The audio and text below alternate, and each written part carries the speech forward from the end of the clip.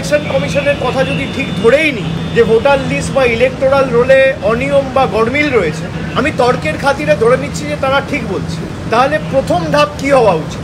SIR এর বিরোধিতায় সোমবার দিল্লিতে বিরোধীদের নির্বাচন কমিশন দফতর ঘেরাও কর্মসূচিতে নজিরবিহীন অশান্তির সাক্ষী থাকে গোটা দেশ। এসবের মাঝেই সমান তালে চলছে বাংলায় এসআইআর চালু হওয়া নিয়ে জল্পনা।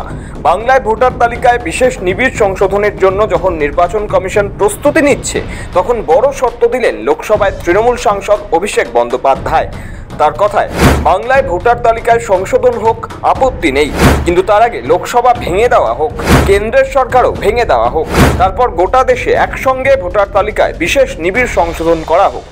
আমি তর্কের খাতিরে ধরে নিচ্ছি যে তারা ঠিক বলছে, তাহলে প্রথম ধাপ কি হওয়া উচিত? যে এই ইলেকটোরাল রোল বা এই ভোটার লিস্টের বেসিসে যারা নির্বাচিত হয়েছে এবং যে সদ্য সমাপ্ত 1 বছর আগেকার লোকসভা নির্বাচন এই ভোটার লিস্টের বেসিসে হয়েছে, এই ভোটার লিস্টের বেসিসে দেশের প্রধানমন্ত্রী নির্বাচিত হয়েছে, এই ভোটার লিস্ট যেখানে ইলেকশন কমিশন বলছে ভুল, অনিয়ম, গরমিল রয়েছে, এই ভোটার লিস্টের বেসিসে দেশে সরকার তৈরি হয়েছে, প্রধানমন্ত্রী থেকে স্বরাষ্ট্রমন্ত্রী থেকে প্রতিরক্ষা মন্ত্রী থেকে সবাই হয়েছে, পুরো ইউনিয়ন গভর্নমেন্টকে রিজাইন করা উচিত।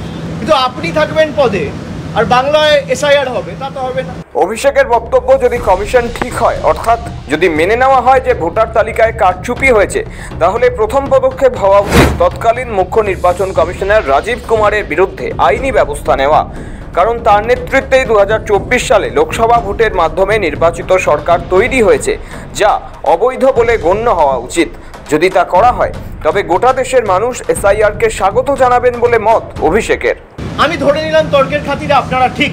আপনারা যদি ঠিক হন, তাহলে প্রথম পদক্ষেপ যদি এই ভোটার লিস্টে গডমিল থাকে, তাহলে ফার্স্ট স্টেপ শুড বি যে তৎকালীন যিনি চিফ ইলেকশন কমিশনার ছিল রাজীব কুমার, তার বিরুদ্ধে ক্রিমিনাল প্রসিডিং ইনিশিয়েট করা, তার বিরুদ্ধে নির্বাচন কমিশন থেকে এফআইআর করা, যে তার তত্ত্বাবধানে, তার ভিজিলেন্সে, তার সুপারভিশনে যে জেনারেল ইলেকশন 1 বছর আগে হয়েছে, সেখানে যদি ভোটার লিস্টে গডমিল থাকে আর ফেক ভোটার থাকে এবং সত্যি বাংলাদেশি থাকে, তাহলে তার বিরুদ্ধে ক্রিমিনাল প্রসিডিং ইনিশিয়েট করে সেই ভোটার লিস্টের বেসিসে যারা নির্বাচিত হয়েছে সবার পদত্যাগ করা উচিত।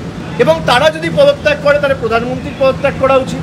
তাহলে পুরোটাই যদি বেনিয়ম বা অনিয়ম বা ভেজাল বা কোনো ফেক নাম থেকে থাকে, তাহলে ফার্স্ট স্টেপ হিসেবে তারা রিজাইন করুক, সারা দেশের মানুষ এসআইআরকে স্বাগত জানাবে। আমি বলছি আপনার অভিষেকের কথায়, এই ভোটার তালিকা যদি ভুলে ভরা থাকে, তাহলে নরেন্দ্র মোদীর নির্বাচনও বৈধ নয়, কেন্দ্রের সরকারও বৈধ নয়। তাই স্পেশাল ইন্টেন্সিভ রিভিশন যদি করতেই হয়, তবে আগে লোকসভা ভেঙে দেওয়া হোক, তারপর গোটা দেশে নিবিড় সংশোধন হোক ভোটার তালিকায়। এতে কোনো অসুবিধা নেই। কিন্তু বাংলার ভোটার তালিকা ভুল আর গুজরাটের ঠিক, বিহারের ভোটার তালিকা ভুল, উত্তরপ্রদেশের ঠিক, এটা চলবে না। বিজেপি শুরু করুক না, আমরা সবাই ডিজাইন করুক, কোনো অসুবিধা নেই। লোকসভা ডিসলভ করে দেওয়া হোক, লোকসভা ডিসলভ করে সারা দেশে এসআইআর হোক, তারপর ফ্রেশ ইলেকশন হোক। কেউ তো বারণ করেনি।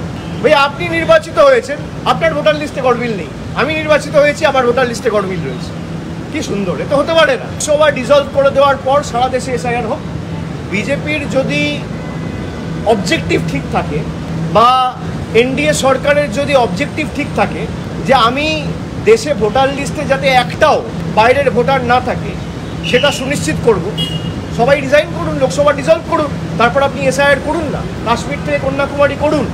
কিন্তু আপনি থাকবেন পদে আর বাংলায় এসআইআর হবে, তা তো হবে না। তৃণমূলের মতোই কংগ্রেস, সিপিএম, সমাজবাদী পার্টি, ডিএমকে, শিবসেনা, উদ্ধব শিবির, আরজেডির মতো বিরোধী রাজনৈতিক দলগুলি ভোটার তালিকায় স্পেশাল ইন্টেন্সিভ রিভিশন তথা বিশেষ সংশোধনে আপত্তি জানাচ্ছে। সোমবার এ ব্যাপারে প্রায় 300 জন বিরোধী সাংসদ সংসদ ভবন থেকে মার্চ করে জাতীয় নির্বাচন কমিশনের দফতর পর্যন্ত যান।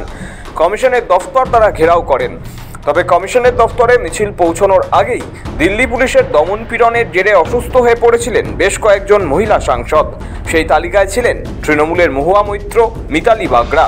এই ঘটনার তীব্র নিন্দা করে তৃণমূলের সর্বভারতীয় সাধারণ সম্পাদক অভিষেক বন্দ্যোপাধ্যায়ের দাবি, আসলে নির্বাচন কমিশনের কাছে এসআইআর এর নিয়ে কোনো সদুত্তর নেই, তাই বিরোধীদের মুখোমুখি হচ্ছেন না কমিশনের কর্তারা।